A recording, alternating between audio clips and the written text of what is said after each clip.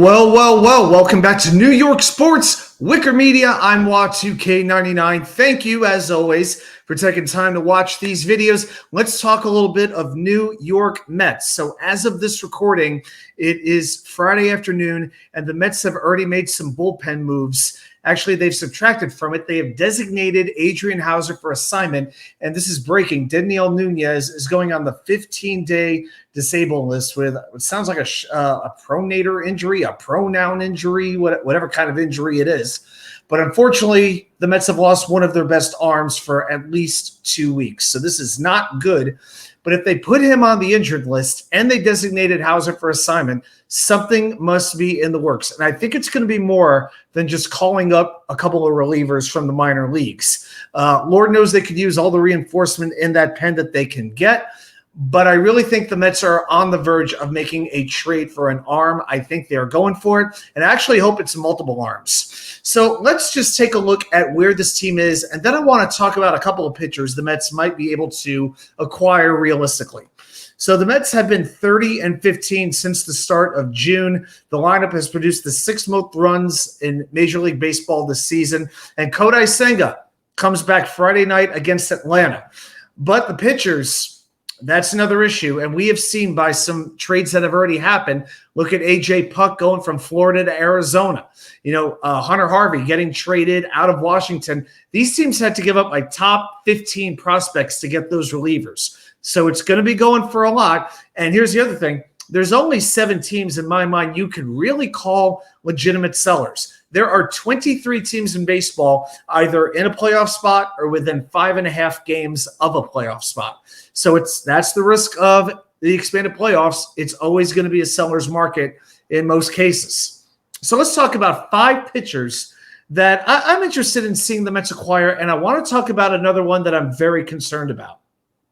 Now, one player, this is pretty much more on the lower level, is hectorneris, the 35-year-old relief pitcher from the Chicago Cubs. He signed a 1-year, $9 million deal before this year. Before that, pitched a lot in Philadelphia. He shouldn't really cost much to acquire since the Cubs aren't going to keep him past this year anyway. His numbers haven't been fantastic this year, 3.79 ERA, 1.54 whip, but last year he had a 1.71 ERA and a 1.05 whip, which is much, much better. He's converted 14 of his 18 save opportunities, but he's not going to be coming in here to be a closer. He would be an 8th inning option, and 38 strikeouts to 24 walks is not great either. So he hasn't had the best season, but maybe in that spot you could get him for a little bit less. Now, a pitcher I've got some legitimate interest in is Carlosestevez, the closer from the Los Angeles Angels of Anaheim. That has been one of the worst bullpens in baseball, and he has been the bright spot. Converted 20 of 23 save opportunities, 0.74 whip, a 2.38 ERA, has not allowed an earned run in 18 outings, and he's converted 13 saves in a row. Fastball gets to the high 90s, got a very good slider, an occasional changeup, and he's in the final year of a 2-year, $13.5 million deal. So maybe you bring in Estevez, but you take back another hitter off the Angels roster. Not that they have a lot of hitters, but you could take another player back to help shore up your bench. Maybe help the Angels save a little bit of money.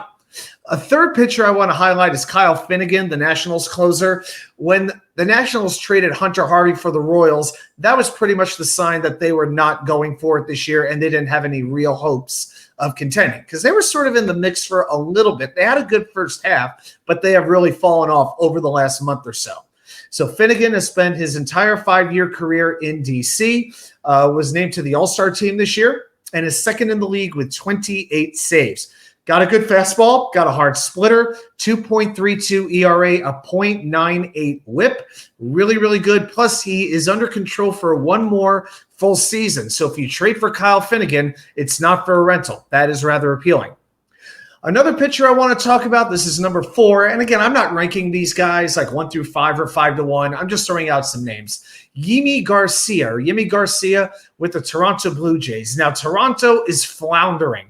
The team up north is headed straight south, 8 below 500, and they have a less than a 10% chance to make the playoffs. Now, Garcia has pitched a lot in the playoffs before, with Houston, for instance, and also the Dodgers. But this year he has a 2.70 ERA and a 0.80 WHIP, 5 saves, 10 holds. I like this number, 42 strikeouts to just 8 walks. I like relievers who don't walk. And he has a very good mix of velocity and movement. The fastball gets up to 99. He can mix in a curveball, a sweeper, a sinker. I think Garcia is a pitcher not a lot of people are talking about, but I would be calling Toronto. Number 5 is Michaelkopech from the Chicago White Sox, one of the most historically bad teams we have seen in a long, long time.